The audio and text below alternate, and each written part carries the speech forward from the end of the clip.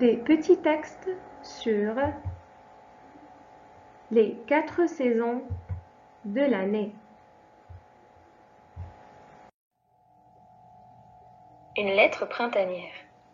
Hier, j'ai reçu une lettre de ma sœur. Elle habite dans une région du sud. Le printemps a déjà commencé chez elle. Elle sait qu'ici, il fait encore très froid. Alors dans sa lettre, elle m'a décrit son jardin. Chère Céline, comment vas-tu? Tes vacances se sont-elles bien passées? Moi, je vais très bien, comme toujours quand le soleil brille. D'ailleurs, j'ai envie de te décrire la charmante scène que j'observe en ce moment dans le jardin. Les tulipes sont déjà sorties de terre. Elles font des taches colorées dans la pelouse. Même les jonquilles ont fleuri. Bien sûr, toutes ces jolies fleurs attirent les insectes et les petites bêtes. Dans ma fenêtre, je vois une coccinelle rouge à pois noirs, un papillon et 2 abeilles qui volent. La mare que nous avons creusée l'été dernier est déjà habitée par une grenouille. Peut-être sa famille est-elle cachée sous les herbes. En tout cas, une seule grenouille ose se montrer. Je crois qu'elle regarde les abeilles avec intérêt. Nous élevons aussi des animaux. Ils peuvent enfin sortir de leur abri et se dégourdir dans l'herbe. Les poussins quittent leur nid. Bientôt, nous aurons du mal à les retrouver dans tous les coins du jardin. Mais il reste encore un œuf intact. Le lièvre profite du soleil et... Mais quel coquin! Le petit agneau a cueilli une tulipe et la tient dans sa gueule. Je vais devoir protéger mes plants de fleurs, sinon les animaux vont tout manger. J'espère que le printemps arrivera bientôt dans ta région. Je t'embrasse, Luce. Cela fait rêver. J'aimerais bien, moi aussi, voir mon jardin fleuri et envahi par les insectes et les animaux. Vivement que le soleil revienne.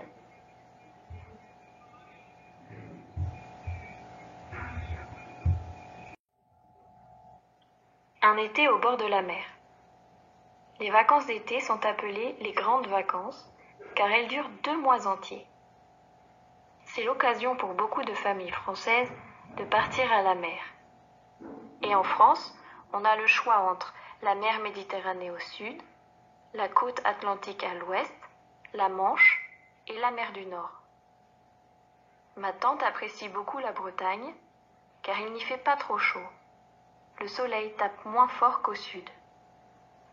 Mais mes parents préfèrent la côte d'Azur car ils y sont dépaysés. En effet, les palmiers donnent un aspect exotique à la plage. Quand il peut installer son hamac entre 2 palmiers, mon frère est aux anges. Il passe le plus clair de ses journées à dormir au soleil.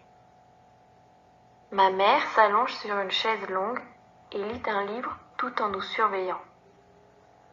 Quant à moi, je commence toujours la journée en me mettant de la crème solaire. Je mets mes lunettes de soleil et enfile mon maillot de bain. Ensuite, je suis prêt pour une journée de plage. Il y a beaucoup à faire. Surveiller ma petite sœur qui ne sait pas nager, vérifier qu'elle porte sa bouée, construire des châteaux de sable. Parfois, nous jouons tous ensemble avec le ballon de plage. Le premier qui le laisse tomber a un gage.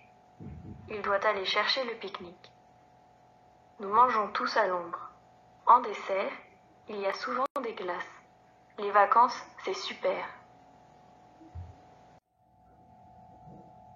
Une pluie d'automne. J'ai un voisin très bizarre. L'autre jour, il était dans son jardin et ramassait les feuilles mortes avec son râteau à feuilles. L'automne était arrivé et les arbres avaient déjà perdu leurs belles feuilles colorées. J'admirais par la fenêtre le paysage automnal. Il y a tant de couleurs en cette période de l'année, le jaune du maïs, l'orange du potiron, le rouge des feuilles. C'était magnifique. Et puis, on pouvait observer les animaux s'affairer. L'écureuil faisait des réserves pour l'hiver, il rapportait une grappe de raisin entier. Les souris s'amusaient près des arbres. Je regardais par la fenêtre, donc, lorsqu'il se mit à pleuvoir. Mon voisin posa son râteau de côté et courut en direction de sa maison. Il va falloir remettre les travaux de jardin à demain, pensai-je. Mais, à ma grande surprise, mon voisin ressortit quelques secondes plus tard. Il avait enfilé ses bottes de caoutchouc, ainsi que son chapeau et son manteau de pluie jaune. Ainsi paré, il s'élança vers une flaque qui venait de se former et sauta dedans en riant. Il s'amusait vraiment comme un fou. Le hérisson le regardait faire en tenant son parapluie. Il devait être bien surpris. C'est une chance d'avoir un voisin aussi bon caractère. Demain, s'il fait meilleur, je lui proposerai de faire du cerf-volant. Les vacances d'hiver. Il a neigé, cria Jean tout excité lorsqu'il regarda par la fenêtre ce matin-là. Il était allé à la montagne avec ses amis Sophie, Charles et Félix pour les vacances d'hiver. Mais jusque-là, il n'y avait pas eu assez de neige pour faire du ski. À présent, tout était blanc. Le sol était recouvert de 50 centimètres de neige. Il avait dû neiger toute la nuit. Jean réveilla vite ses amis, qui eux aussi en crurent à peine leurs yeux. « Enfin !» s'écrièrent-ils. Ils étaient tous de gros dormeurs, mais rien ne les retint au lit. Ils voulaient aller dans la neige aussi vite que possible. Même le froid ne les dérangeait pas. Il y avait en effet beaucoup à faire. Tout d'abord, les amis construisirent un bonhomme de neige. Puis, ils firent une bataille de boules de neige. Ils allèrent dans les montagnes avec la luge et le snowboard. Sophie avait même emporté ses patins à glace. Les enfants n'étaient pas les seuls à se réjouir de la neige.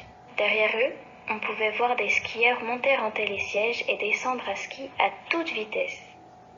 Il y avait aussi un ours blanc équipé de skis. Seul le bonhomme de neige tremblait de froid. Il aurait aimé être en été.